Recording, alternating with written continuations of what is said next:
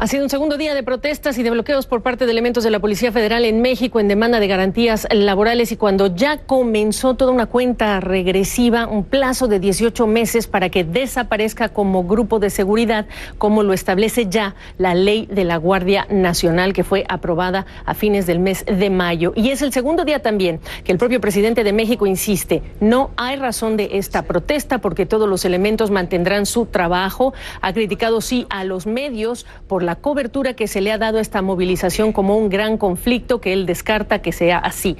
Dice sí que pudo haber faltado información sobre estas garantías, lo que ha generado confusión sobre esta transición.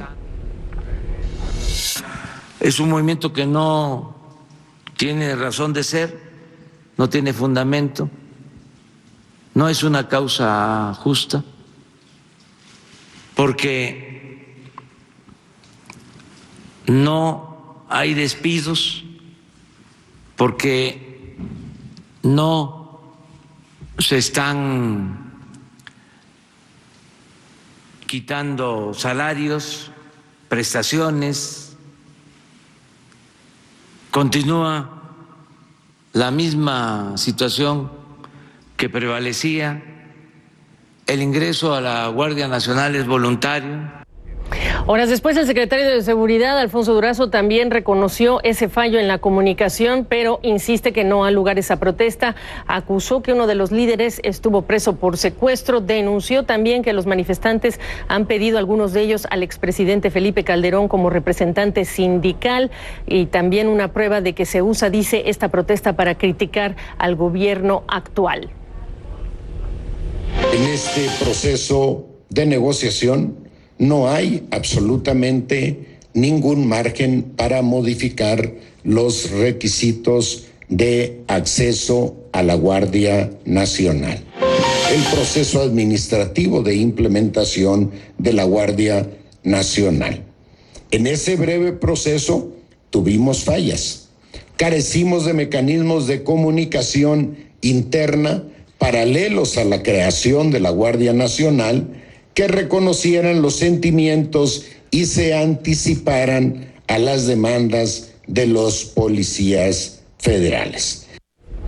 Eso dice el gobierno. Alejandro Ope, analista de seguridad, lo viene diciendo, pero es su versión hace tiempo y este jueves lo ha subrayado, que esta es la crónica de un conflicto anunciado. Y te agradezco muchísimo que nos ayudes con tu perspectiva cuando estás escuchando esta versión del gobierno. ¿De dónde viene el problema entonces? Buenos días, Gabriela. Buenas tardes, Gabriela. Buenas tardes al auditorio. Mira, el origen de esto es la decisión controversial de poner, de subsumir a la Guardia Nacional, a la Policía Federal en esta nueva corporación Guardia Nacional, que está dominada de cabo a rabo por las Fuerzas Armadas. Esa decisión de fusionar a cuerpos muy distintos, con culturas organizacionales muy distintas, con niveles salariales y prestaciones muy distintos, era evidente de un arranque que iba a generar conflicto y fricción. Esto ya lo sabíamos desde hace meses. Además de lo anterior, se ha venido acumulando evidencia de un malestar creciente en la Policía Federal. Hace algunas semanas circularon elementos de esta corporación, videos sobre las muy pobres condiciones en las cuales se llevaban a cabo los procesos de inducción, los cursos de inducción a la Guardia Nacional en cuarteles militares. Hubo hace algunos días quejas de los policías federales sobre pobres condiciones de trabajo en operaciones de control migratorio en la frontera sur del país. Entonces, esto, había un fermento muy importante en la Policía Federal desde hace meses, y no lo quisieron ver. Ahora, ¿qué hay detrás de este? Hay un problema de forma, ¿no? Como por lo menos reconocieron hoy tanto el presidente como el secretario de Seguridad, Alfonso Durazo, pues falló de manera catastrófica la comunicación interna del proceso de transición, sobre el proceso de transición. No, nadie en posición de mando en la Secretaría de Seguridad o en la Policía Federal se tomó la molestia de explicar con claridad a los elementos de la Policía Federal lo que significaba su traslado a la Guardia Nacional en términos de adscripción, en términos de antigüedad, en términos de prestaciones, en términos de sueldos. Esto se convirtió en un hervidero de rumores, porque no hubo información clara y contundente que los contradijera, ¿no? Pero detrás de esto hay problemas más de fondo.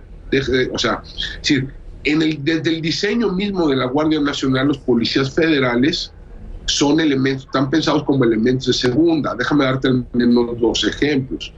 Uno, para ser coordinador territorial o coordinador estatal de la Guardia Nacional, se requiere una antigüedad de 20 años en el cuerpo de origen para acceder a esas posiciones. Puesto que la Policía Federal tiene apenas 20 años, eso los excluye de las posiciones de mando.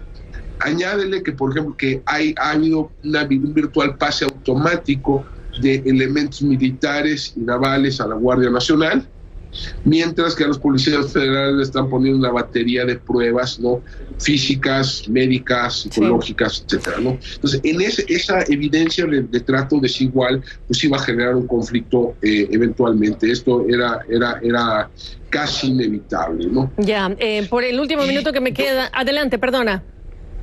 Sí. Y nada más te decir, o sea, esta es apenas la primera probada de las dificultades administrativas y organizacionales que va a enfrentar la Guardia Nacional, ¿no? Esa es la parte con la que quería cerrar, que qué es lo que esperarías en el futuro. ¿Qué sigue? Ya se acabó la protesta, porque dicen que los van a dejar. Pero para cerrar, Alejandro Jope, ¿qué sigue? La protesta no ha parado.